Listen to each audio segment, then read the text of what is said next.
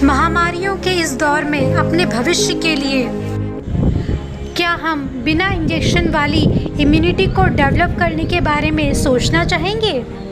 ज़मीन जिसे जहरीला बनाकर हम कभी भी अमृत नहीं पी सकते हैं। साइंटिफिक रिसर्च के अनुसार इम्यूनिटी के वीक होने का एक बहुत बड़ा कारण है पेस्टिसाइड, जिसके कारण कैंसर, ट्यूबरकुलोसिस जैसी कई बीमारियां हमें निगल सकती हैं। सर्दी खांसी से कैंसर फैलता नहीं है, इसलिए कैंसर को पेंडेमिक की कैटेगरी में नहीं रखा गया है। लेकिन सोचने वाली बात यह है कि आज हमारे देश में आपको लाखों मरीज कैंसर के मिल जाएंगे। तो आखिर ये कैंसर होता कैसे है? क्या हमने कभी भी इसका कारण जानने की कोशिश करी है? और अगर हम कारण जानते हैं तो क्या कैंसर पेंडेमिक की तरह लगता नहीं है? 4 टाइम्स मैंने विजिट किया है कैंसर हॉस्पिटल भोपाल का। आप सुनकर आश्चर्यचकित रह जाएंगे कि वहाँ पर कैंसर के मरीजों के लिए एक भी बेड खाली नहीं रहता है।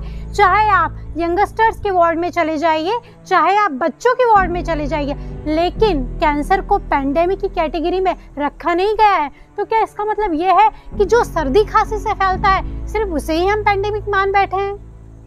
तो डेफिनेटली किताबों में कैंसर को पेंडेमिक की कैटेगरी में नहीं रखा गया है, लेकिन यकीन मानिए ये पेंडेमिक से कुछ कम भी नहीं है।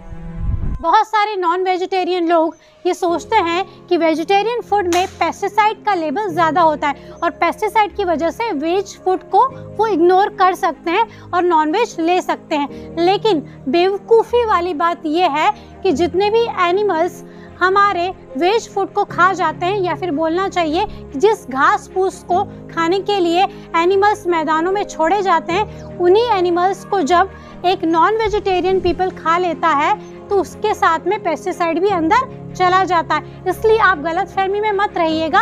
अगर आप पेस्टिसाइड से बचना चाहते हैं तो इसके लिए एक बंदिश ज़रूरी है। पूरे देश में एक आंदोलन की ज़रूरत है। रोज़ सुबह 7 बजे मैंने अक्सर देखा है, रोज़ सुबह 7 बजे एक बड़ी सी गाड़ी एक खाली रोड पर चक्कर लगाती है, क्योंकि उस समय लॉकडाउन का माहौल चल रहा था। उस दौरान मैंने ये देखा कि उस बड़ी सी गाड़ी में एक बड़ा सा स्पीकर लगा हुआ है, जिसमें से आवाज़ आती है, शाकाहार लीजिए, मांसाहार छोड़िए।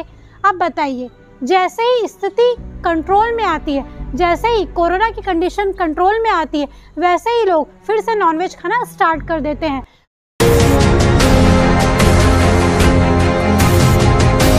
वो हैजा हो, चेचक हो, ब्यूबोनिक प्लेग हो या फिर कोरोना हो, उसमें साफ सफाई का ध्यान रखने के लिए कहा गया है। लेकिन एक्सटर्नल साफ सफाई से क्या होगा? सिर्फ और सिर्फ एक्सटर्नल साफ सफाई तो रखनी ही है, लेकिन इंटरनल साफ सफाई कौन रखेगा? और इंटरनल साफ सफाई रखने के लिए, अपने अंगों को राहत देने के लिए, अपने स्टमक को, अपने लीवर को, अपनी आंतों को राहत देने के लिए हमें अच्छा भोजन और अच्छा पानी तो चाहिए ही चाहिए, क्योंकि जल के बिना तो जीवन नहीं है। और जैसा खाए अन्न वैसा होए मन, तो इससे हम पीछा छुड़ा नहीं सकते हैं। इसके लिए तो एक्शन बनता है। पेस्टिसाइड से बचने के लिए देखते हैं कि assistant director doctor Rahul Dubey ने क्या बात करी है पूर्व joint collector Hari Singh Chaudhary sir से, जो कि मध्य प्रदेश के एक जाने माने डाइटिशियन भी हैं। आपने कहा ग्रीन वेजेस ज़्यादा अच्छे हैं, सिंथेटिक टैबलेट की बजाय हमें ग्रीन वेजेस पे ज़्यादा फोकस करना चाहिए।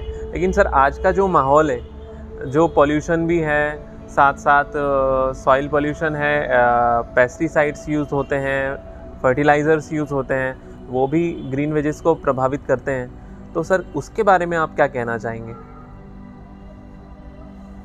ग्रीन वेज का कंज्यूमशन तो आपको खाना तो खाना ही है।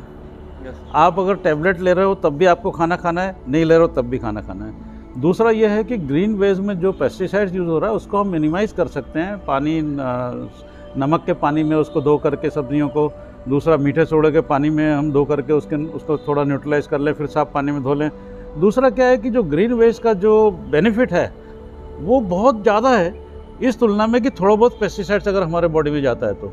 दूसरा क्या है कि अगर आप खाना खा रहे हैं तो आप पका के खा रहे हैं तब भी तो वो पेस्टिसाइड आपके खाने में जा रहा है, और आप रॉ फॉर्म में खा रहे हैं तब भी जा रहा है। दूसरा क्या है कि सिंथेटिक फॉर्म में जब हम किसी भी विटामिन मिनरल्स को हम ले रहे हैं तो वो सिंथेटिक फॉर्म का जो साइड इफ़ेक्ट है और जो सीधे ब्लड में उसका एब्जॉर्प्शन हो रहा है वो बहुत हार्मफुल होता है, क्योंकि कोई भी चीज़, कोई भी विटामिन मिनरल्स, कोई भी हमारे डाइजेस्टिव सिस्टम के थ्रू जाता है और माइक्रोबायोम्स के थ्रू हमारे सिंथेसिस होकर के जब बॉडी में जाता है, सेल्स तक जाता है, तो that is the more beneficial in compare to the consumption of synthetic elements. ये मतलब जो है हमको ध्यान में रखना है। इसलिए क्योंकि हम क्या है लोगों को हम खाने की तरफ प्रेरित नहीं कर पा रहे हैं। उन्होंने 2 टैबलेट दे दिया और ले लीजिए, बोले ये ले लीजिए, विटामिन बी कॉम्प्लेक्स है ये ले लीजिए, ये आयरन ले लीजिए, ये ले लीजिए, ये कैल्शियम ले लीजिए, ये फॉलिक एसिड ले लीजिए। तो वो ठीक है, ले रहे हैं लोग, कंज्यूम कर रहे हैं, सिस्टम में आ गया, लेकिन उसका फ़ायदा इसकी तुलना में तो कहीं भी नहीं ठहरता है। और जो न्यूट्रिशन और डाइट के थ्रू हम जो प्राप्त करेंगे, हमारा जो न्यूट्राइट डाइट है वो कोई विकल्प नहीं है, कोई विकल्प नहीं है, बिल्कुल। देखा आपने, नमक के पानी में सब्जियां धोकर हम पेस्टिसाइड के इफ़ेक्ट्स को मिनिमाइज कर सकते हैं ताकि सिंथेटिक टैबलेट्स के न्यूट्रिशन से हमें छुटकारा मिल सके। लेकिन अब वक्त आ गया है कि हम प्रॉब्लम को जड़ से ख़त्म करें और पेस्टिसाइड पर पाबंदी लगाएं। Please subscribe my channel for more information, like and share also.